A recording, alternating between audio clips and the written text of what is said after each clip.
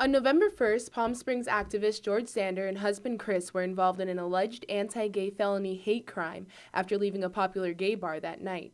The Zanders were holding hands when a man by the name of Keith Terranova bumped into them and started yelling anti-gay slurs, which then escalated into a violent attack. Chris Zanders suffered a concussion and needed staples to the back of his head, while George Zanders suffered a broken hip that required surgery. Local public defense attorney Roger Tanzi, who has handled hate crime cases for decades, was able to sit down with us and tell us a little bit more about how hate crimes are prosecuted. You have to prove intent. You have to prove what's going on inside the person's head. Now, if they're attacking somebody with a baseball bat, a black man, and yelling the N-word, their job may be a little easier. If a person is convicted of an assault attached with a hate crime, then the time that they were originally going to spend behind bars goes up a significant amount. If you were charged with assault as a hate crime, you'd be looking at up to 7 years total.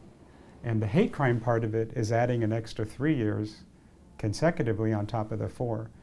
Now, if you acted in concert with somebody else, in other words, if there were 2 attackers, then the punishment becomes even more severe. You could get 2, 3, or 4 more years added on top of whatever you get for the assault. Tommy Clinton, president and founder of the Transgender Community Coalition in Palm Springs, describes how media attention can bring these crimes to the forefront. Recent reports actually have supporting evidence that people who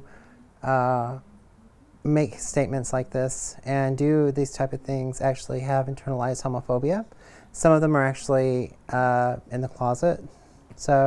And that exits itself in different ways. And here it's expressing itself in a form of violence. And I think that what we really need to do is we need to have conversations about this, that even though we don't agree on beliefs or our own personal values, I think we can all agree as a society that we need to address violence. Keith Terranova remains in custody in lieu of $80,000 bail. He's due back in court next Wednesday. George Zanders still remains in the hospital. Marley Ralph, News Channel 3.